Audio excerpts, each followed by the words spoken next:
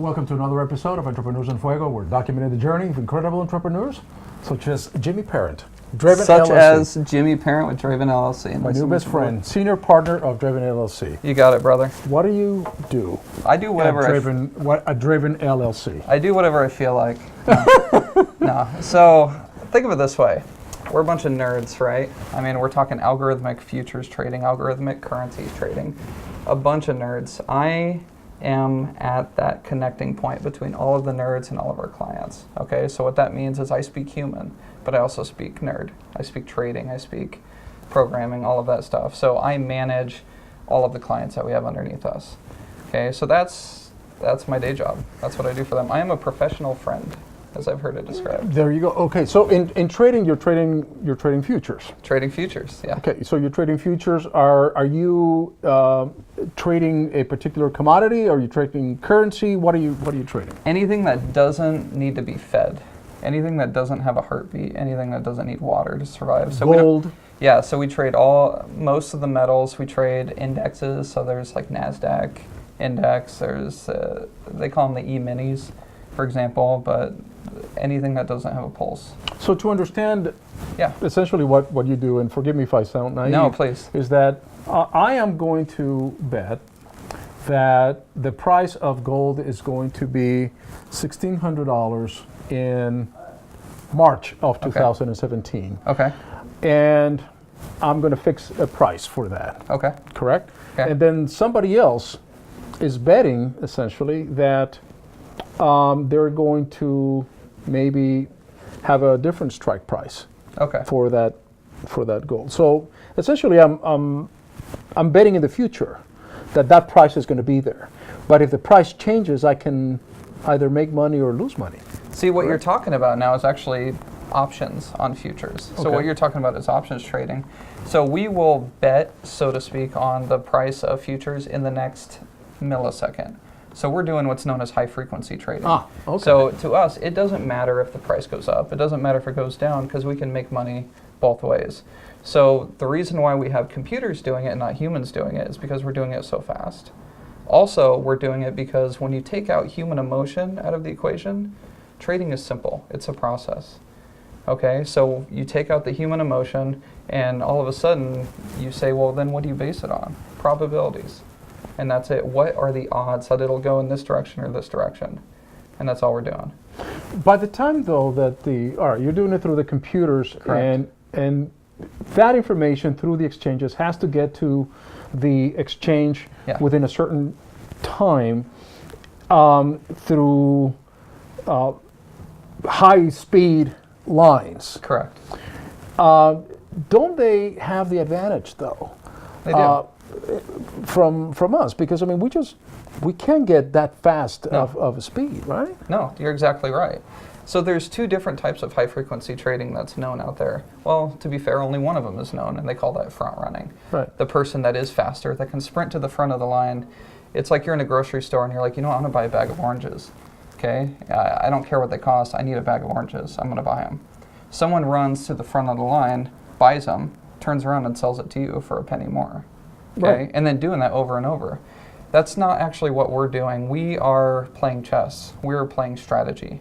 Okay, we're just doing it very quickly. The whole reason we have speed on our side is if we see an opportunity, we want to be able to act on it instantly, or as instantly as possible. So there's those people that are front running, and they screw with us too. You know, so they cause us problems too. We're just doing normal trading, just faster than the average person. Okay, does that make sense? Did that clarify that? It does clarify. However, isn't at some point the system, I don't want to call it rigged, to use the political term, but rather unfair for the regular individual who's out there looking to trade through, say, a broker? I agree. The information will just never, there's no way you can compete. Absolutely. So if you study or if you read into this whole idea of evolution, okay, if you take away the religious aspect that most people apply to Darwinism, and you say, what is the philosophical lesson in there? Adapt or die. Sure. Adapt or die. We've adapted. And so you have to adapt, or else you're going to die and claim that it's unfair. So there's a lot of people that are saying, this is unfair, I can't keep up. And we say, that's fine, we'll trade your money for you. You see what I'm saying? So we've adapted to the scenario. All right, so how are you making your money? So the way we make money is we take a percentage of profits. So let's say that, like with what we're going to do with you guys, is we're donating $200 to your organization. We're donating it into an investment account. So if you have $200 and then say in the first month we make you 20 bucks, we take 20% of that as our profit. Okay. So say the next month we don't make money. We don't take a fee. So we only make money if we make you money. It's only fair. I wish the rest of the world was like that. Is there a risk of loss of capital? Of principal. Of principal? Of course, but nothing beyond that. Nothing beyond that. Normally when you trade leveraged instruments, there's a loss of, or the risk of So I don't get a more. margin call or anything Correct. like that? Okay. So, Correct. so I'm not going to get a knock at the door by a broker. Hey, by the way, You owe $16 million. $16 million on your $200 investment. Yeah. Then what happened? Exactly. Okay. All right. No. So that limits it right there. But Of course. the upside, is the upside worth the risk? The upside is so absurdly worth the risk that it's hard to not tell people, don't do anything else ever and only do this. It's hard to hold that in. You know, it's absolutely worth the risk. What makes you different? What makes you We are the only high frequency trading firm that's accessible. Okay, most firms, there's a lot of them, Citadel, LLC, I can't even think of real fancy sounding names, All right. right? You can't get into them. Okay, if you can, you need minimum $50 million. The way we work is we say, well, what does a broker require? $50. right? So that's it. But we cherry pick everyone that we work with. So not just anybody can come in. So someone says, hey, I know this company that works with you guys. I want to start working with you guys.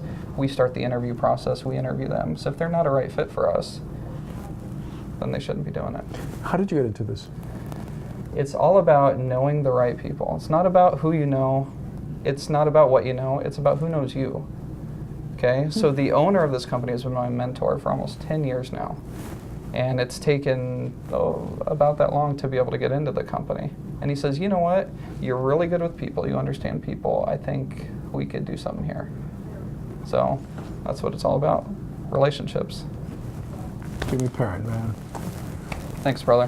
Where's your future going? Where's my future? What do you want? What do you want? My end goal is I want to teach social skills to entrepreneurs because they're terrible at it. People are younger entrepreneurs or older entrepreneurs? You got to make a distinction. All of the above. All of the above. But if I had to pick, the younger entrepreneurs. Because there's only so far that this can get you. Absolutely. There's a great organization called the Arizona Marketing Association. Chuck Trotman is the CEO of that. He's I got his name. How old is Chuck? Like 1,000,000 years? 100. 100 years? Like 1,000. He's been around forever. Yeah. He's got incredible social He's like skills. Yoda, you know? He is Yoda. Yeah. Jimmy Perrin, thank you so much, man. We're out.